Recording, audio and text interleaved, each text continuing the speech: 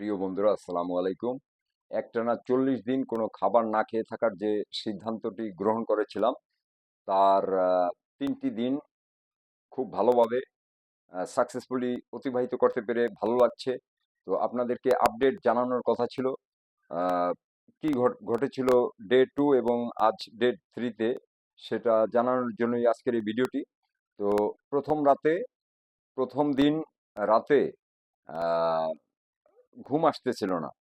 তো অনেক চেষ্টা করেছিলাম, তারপরে সকালের দিকে 2 ঘন্টা থেকে 3 ঘন্টার মতো ঘুমিয়েছিলাম। যার ফলশ্রুতিতে গতকালকে ডে 2-তে এনার্জি লেভেল একটু কম ছিল এবং বিকাল 4টার দিকে এনার্জি ড্রপ করেছিল। ওই যে আমি আহ, প্রথম ভিডিওতে বলেছিলাম না যে এই ফাস্টিং এর সময়কালীন সবচেয়ে যে জিনিসটি সবসময় আসবে এবং যাবে সেটি হচ্ছে এনার্জি ড্রপ। তো কি হয়, এনার্জি যে ওয়েভ আছে, ঢেউ আছে, সেটা আপনার জাস্ট 15 মিনিটের মতো এই এই এনার্জির যে ড্রপটা হয় সেটা 15 মিনিট পর্যন্ত থাকে, তারপরে আবার এটা নর্মাল হয়ে যায়। তো এই 15 মিনিট যদি আমি একটু শুয়ে থাকতে পারি, তাহলে আর কোনো সমস্যা হয় না। তো যেখানে ছিলাম, মানে গতকালকে বিকাল 4টার দিকে যেখানে ছিলাম, ওখানে শোয়ার কোনো স্থান ছিল না, যার ফলে একটু সাফারিং হয়েছিল। তো এবং রাতে ভালো ঘুম হয়েছিল, যেহেতু প্রথম রাতে ঘুমের ঘাটতি ছিল, সেহেতু গত রাতে ঘুমটা ভালো হয়েছিল, প্রায় 6 ঘন্টার মতো ঘুমাইছিলাম। তো আজকে সারাদিন ভালোই ছিলাম, কিন্তু বিকাল 3:30টার দিকে আবার এনার্জি ড্রপ হয়। এবং আমি আমার বাসায় ছিলাম, যার ফলে রেস্ট করতে পেরেছিলাম, শুয়ে থাকতে পেরেছিলাম, যার ফলে আর কোনো সমস্যা হয় না। এবং বিকালের দিকে ওই এনার্জি ড্রপের পর থেকে আমি আর বিছানা থেকে উঠি নাই। একটানা প্রায় আহ 5 ঘন্টার মতো বিছানাতে শুয়েছিলাম। এর কিছু সময় ঘুমাইছিলাম আর কিছু সময় সজাগ ছিলাম, কিন্তু বিছানা থেকে উঠি নাই। আর এটাই হচ্ছে ট্রিক্স, যে আপনার এনার্জি ইউটিলাইজেশন মিনিমাইজ করতে হবে অ্যাক্টিভলি। ঠিক আছে? কারণ শরীরে যেহেতু কোনো খাবার প্রবেশ করতেছে না, সেই ক্ষেত্রে পরিশ্রম করলে ওই এক্সেস এনার্জি কোথা থেকে পাবে শরীর? ঠিক আছে, এই হিসাবটা মাথায় রাখতে হবে। আর আজকের সারাদিনের মোটামুটি মুড এবং এনার্জি লেভেল সবকিছুই মোটামুটি ভালো ছিল। এখন পর্যন্ত ভালো আছি। এখন রাত 12:30টার মতো বাজে। তো এখন পর্যন্ত সব ঠিকঠাক আছে। আহ, কোনো ক্ষুধা লাগেনি গতকাল বা প্রথম দিন আজকে পর্যন্ত, কোনো ক্ষুধা লাগেনি, কোনো খাবারের জন্য কোনো টেম্পটেশন কাজ করেনি মনের মধ্যে। ঠিক আছে, যার ফলে খুব সহজ হয়েছে আজকে পর্যন্ত। আহ, তো ফিজিওলজিক্যালি কি ঘটে এই এই 3টি দিন, প্রথম 3টি দিন 72 আওয়ার্স, এটা আপনার ওই যে মানে শরীরের মধ্যে যে জমাকৃত গ্লাইকোজেন বা এনার্জি রিজার্ভ যেগুলো আছে, সেগুলো আপনার ব্যয় করে শরীর পরিচালিত হয়। তারপরে 3 দিনের পর থেকে আপনার শুরু হয় ডিপ ক্লিনিং, যেটাকে বলা হয় অটোফেজি, যেটা সম্বন্ধে বলেছিলাম প্রথম ভিডিওতে, যে অটোফেজি হচ্ছে সেলফ ক্লিনিং।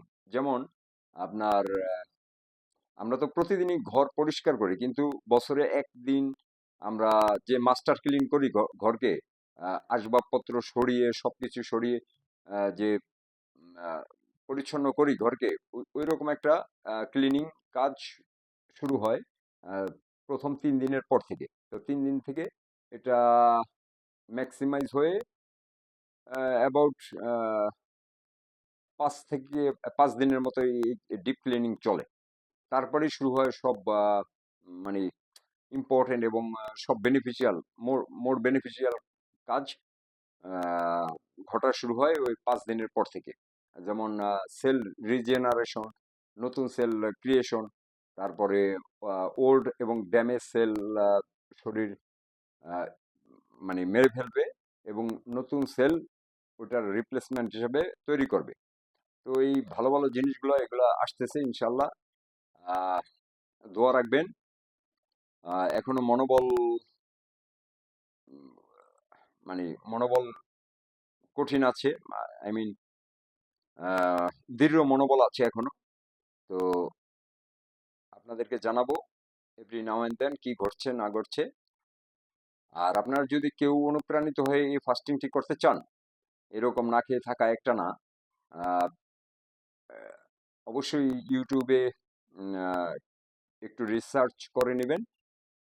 আর অথবা আমার আমার আমার সাথে যোগাযোগ করতে পারেন, ঠিক আছে? আপনার কারেন্ট যে স্টেট সেটার উপর নির্ভর করবে যে আপনি কয়দিন না খেয়ে থাকতে পারবেন একটা না।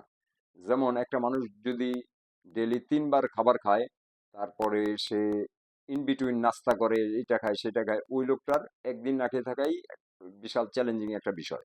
তো এটার জন্য আপনার হ্যাবিট বিল্ড করতে হবে, step by step gradual process. যেমন আমি গত 13 বছর ধরে 2 বেলার বেশি কখনোই খাইনি, ঠিক আছে? সকালের নাস্তা আমি কখনোই করি না। এখানে আমার একটা আহ, মানে অলরেডি একটা হ্যাবিট আছে, বিল্ড করা আছে। তারপরে আমি প্রায় সময় একবেলা খাবার খাইছি, ঠিক আছে? 2 বেলা রেগুলারলি খাইতাম, মাঝে মাঝে একবেলা খাইতাম।